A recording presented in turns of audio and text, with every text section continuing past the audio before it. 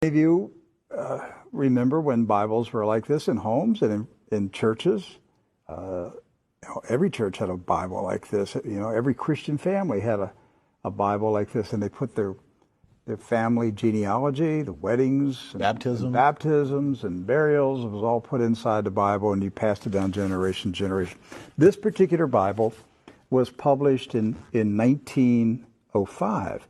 Now, the reason I brought it out is that I want to show a map that's in this Bible. Now, mind you, the Scofield Bible was not published until 1913. Right. And I have in my office an original 1913 Scofield, which was the introduction of the Zionist Masonic heresies about a future state of Israel and separating the church from Israel and all that rapture stuff. That's where it came from. It was a Masonic Zionist heresy that was introduced into the American churches in 1913.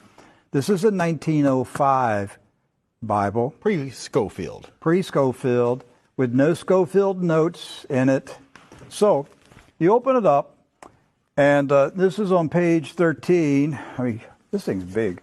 I want to show you. Here is a map of the Holy Land. And it says, what? Oh, Palestine of the Holy Land. They misspelled Israel. No. Palestine. Palestine. Huh. And all these Christian Zionists that tell me, Rick, there's never been a Palestine. All right, so here's a still. There it is. Let's zoom in and show you here. Yeah. So, yeah, you hear these people like John Hagee, there's never been a Palestine. Well, look at this Bible map from 1905. And most Bibles from then had a map of Palestine. And Palestine is in the Bible itself, in the Old Testament. So we're showing you this just because I'm trying to break through the propaganda, the confusion, the lies that the Zionists have implanted in millions of minds of Christians in America, and told them there's never been a place called Palestine. But I have a map, Rick. Right there it is.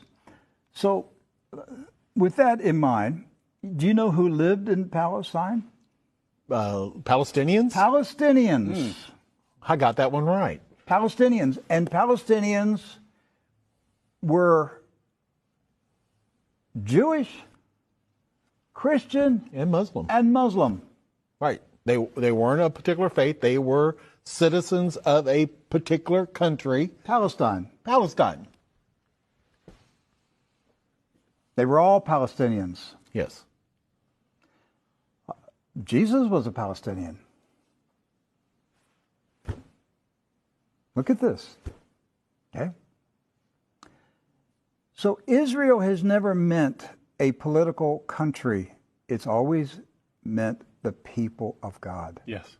The called out ecclesia, the people of God.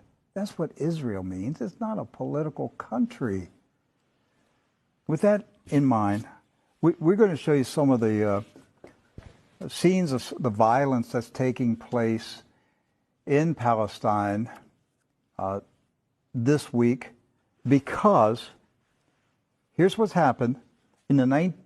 Following the 1917 Jewish Bolshevik Revolution in Russia, where the Jewish Bolsheviks went in and slaughtered the Romanov families in a satanic ritual, imposed communism on Russia, killed hundreds of thousands, literally millions of Christians, hundreds of thousands of Christian Orthodox pastors, and burned their churches, and just a horrible attack on the Russian church in 1917 and afterwards. Then they began to infiltrate Palestine in the 1920s and the 30s.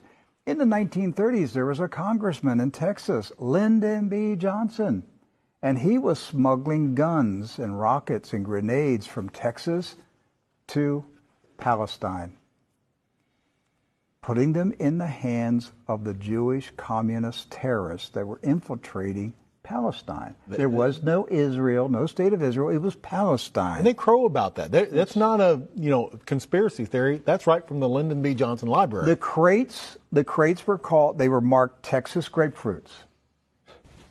The grenades, they were shipped as Texas grapefruits. The same grapefruits that blew up the King David Hotel. Right.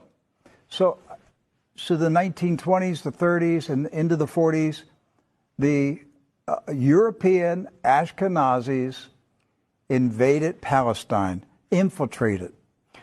The Arabs, Christian, Muslim, and Jewish, all Palestinians, were alarmed by the arrival of the communist Ashkenazis from Europe.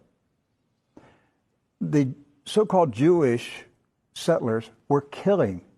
They killed the Jewish residents of Palestine. Yes. Do you understand that? They killed the Jews who lived in Palestine. They killed Christians. They killed Muslims. They finally got enough critical mass that they had enough numbers that they took over Palestine and declared their independence in 1948. And Harry S. Truman, a 33